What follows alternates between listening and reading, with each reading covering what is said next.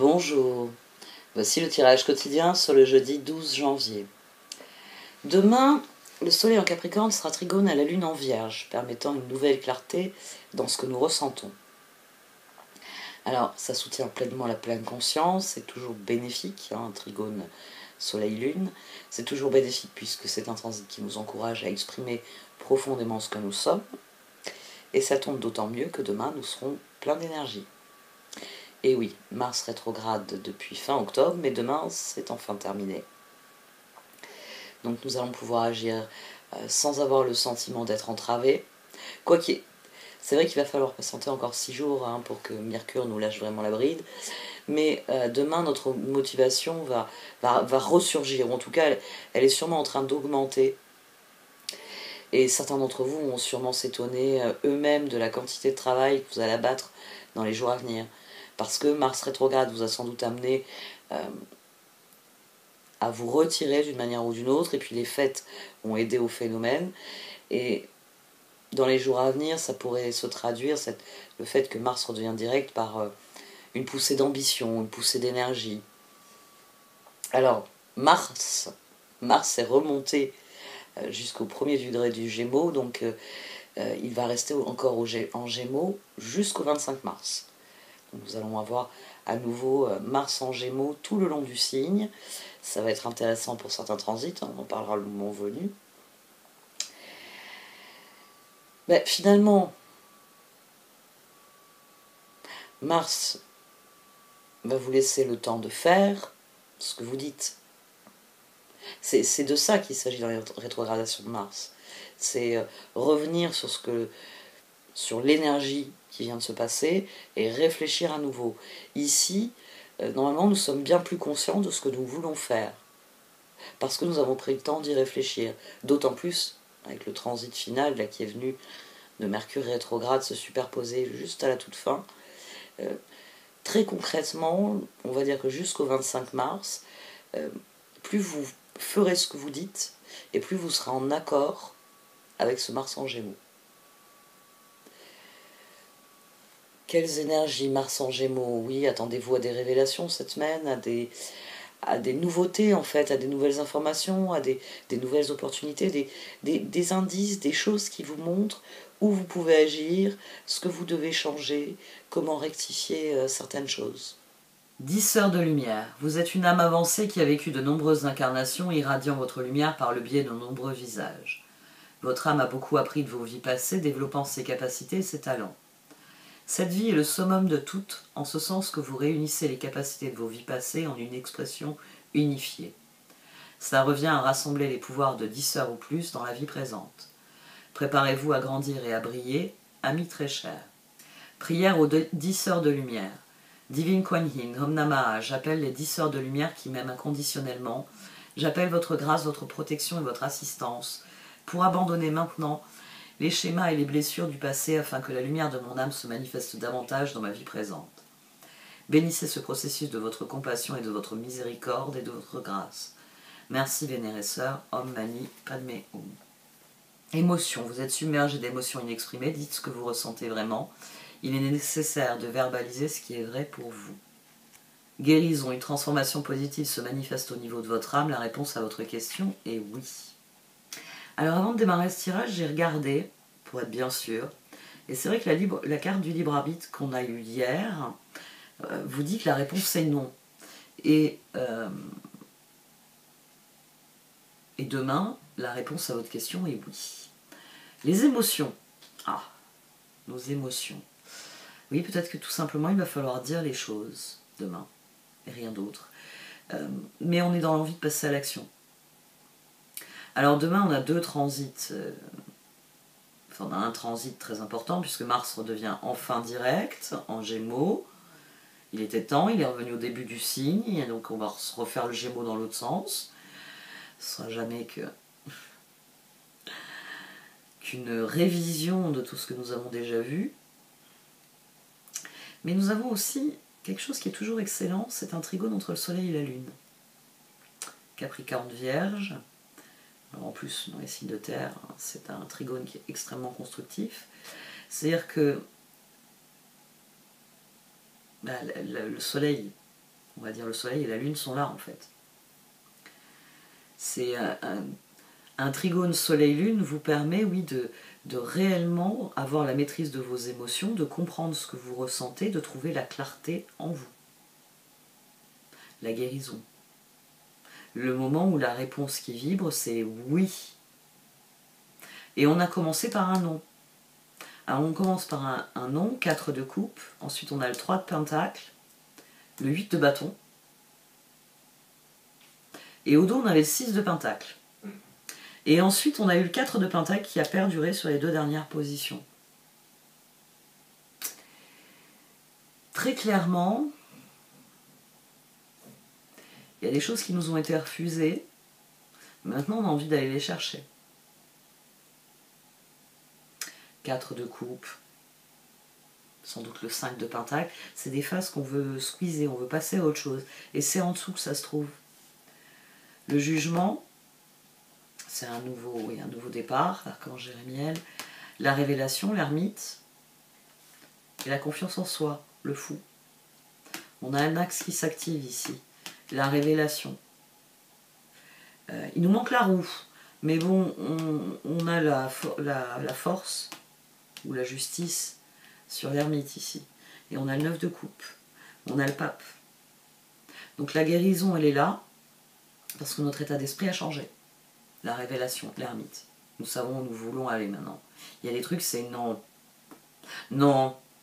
Toujours non. Mais il commence à se dégager le oui. Oui. Oui. Oui. Oui. Et l'envie de donner. Donc, alors attention.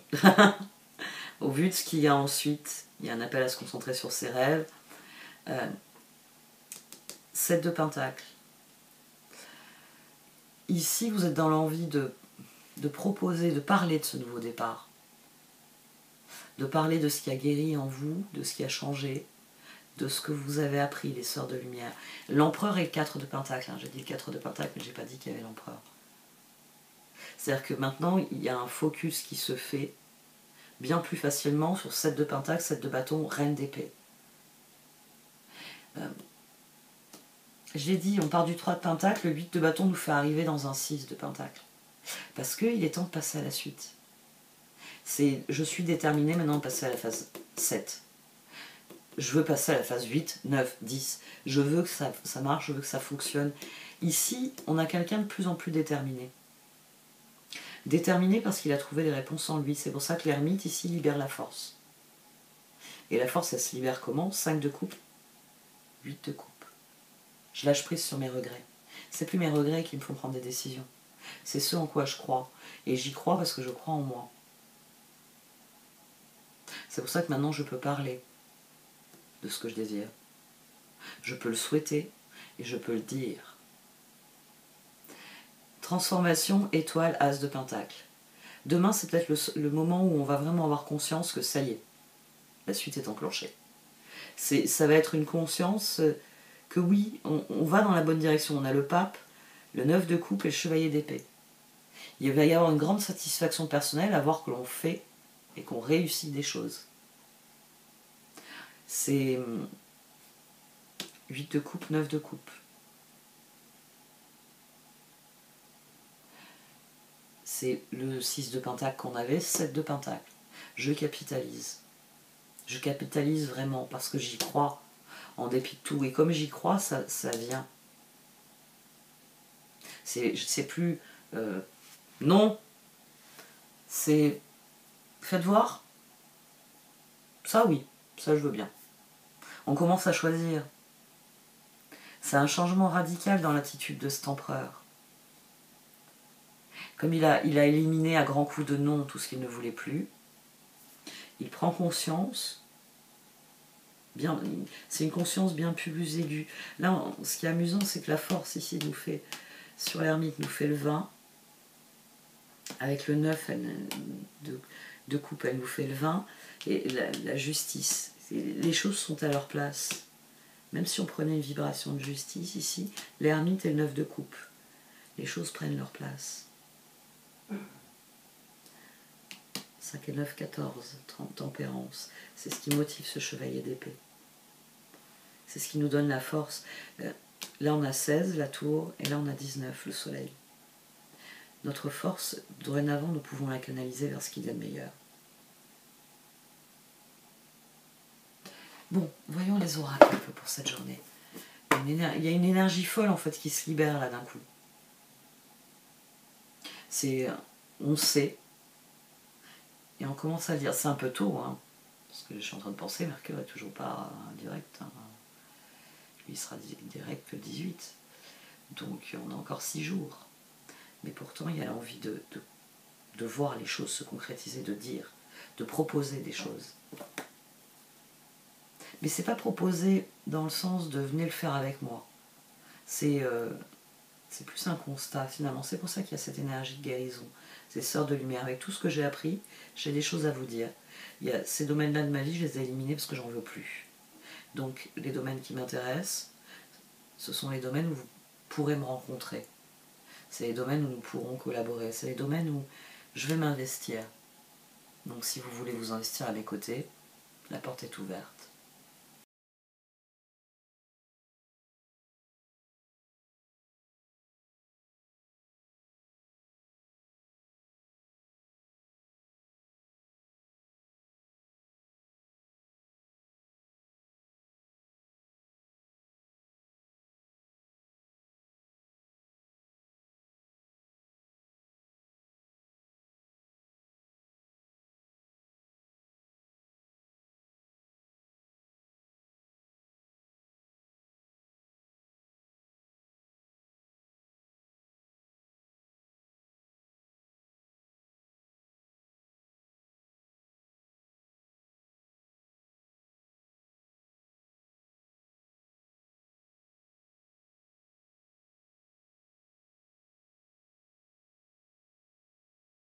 Donc les cartes d'oracle, elles ont un point de vue qui est très intéressant. Les opportunités se sont multipliées, nous nous sommes adaptés en fait aux circonstances.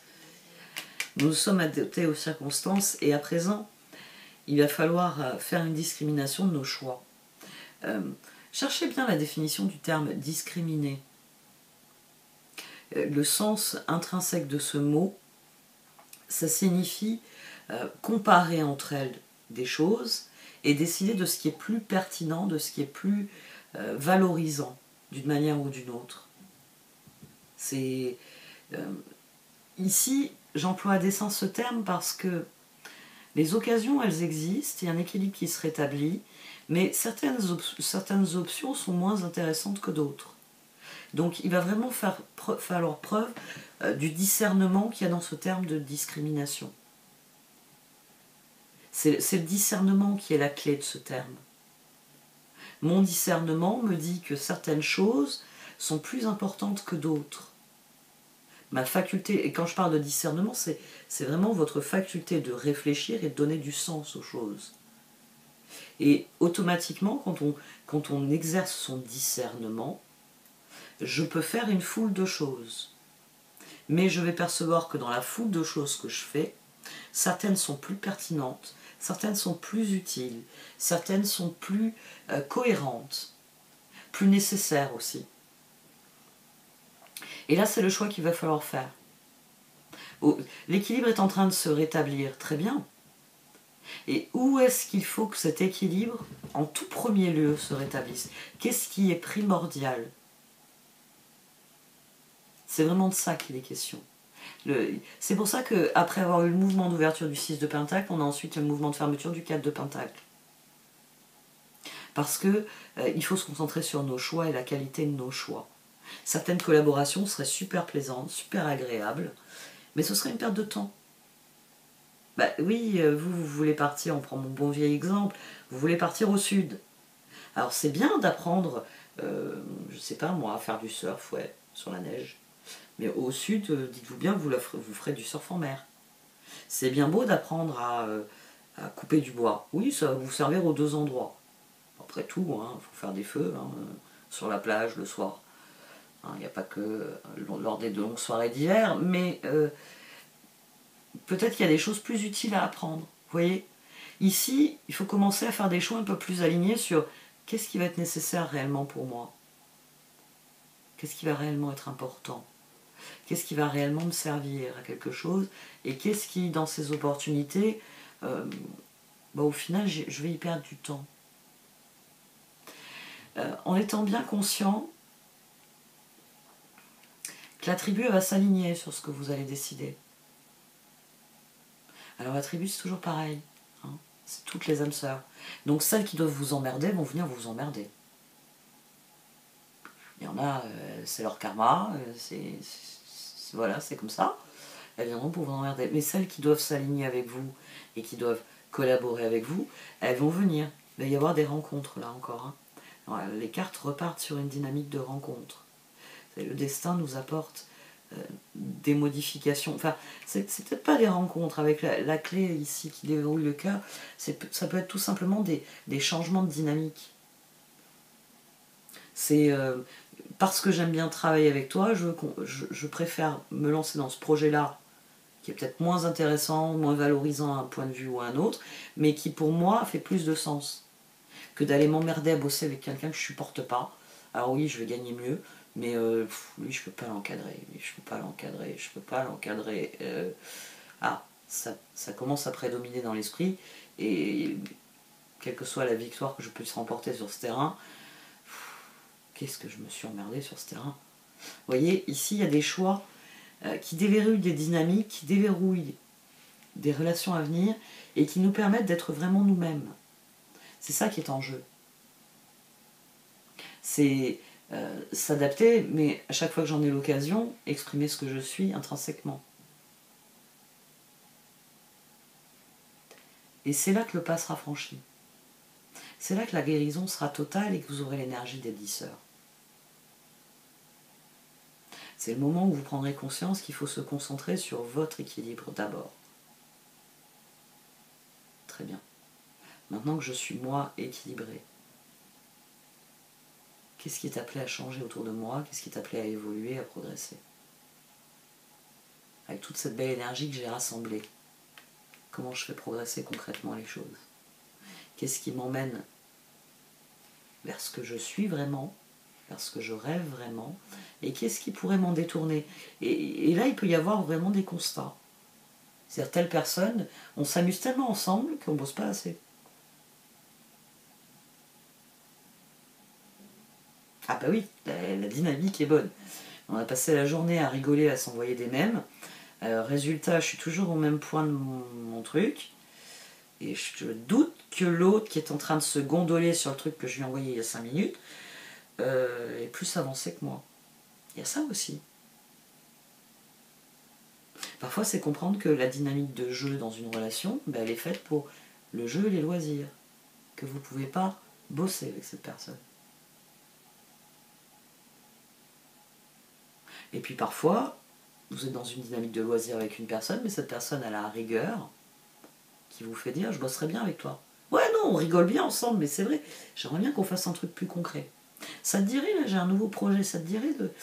Ouais, parce que t'as ce truc-là, je suis sûre que ça apporterait du plus dans mon projet. Il y a beaucoup de choses qui vont évoluer ici, mais plus vous serez conscient de vous, de votre équilibre, des enjeux de votre équilibre, parce que c'est ça qu'il s'agit, les enjeux de votre équilibre, et plus vous ferez des choix qui seront alignés sur ce que vous avez à vivre, et plus les autres s'aligneront sur vos choix. C'est très difficile à admettre. Moi, ça a été une grande part de ma guérison, d'admettre que dans certaines relations, qui étaient très toxiques pour moi, je n'étais pas capable de me mettre une limite ferme de non. Et puis je me suis aperçue qu'en fait, c'était dans toutes mes relations. Alors il y a des relations, c'est très bien de donner toujours du oui, les gens n'abusent pas. Et il y a des relations où il faut apprendre à dire non. Il faut apprendre. Mais une fois que vous l'avez appris, ça devient plus facile de poser le non. Et donc de vraiment dire le oui. De plus être dans le oui qui n'en sera pas un vrai oui. Comment dire?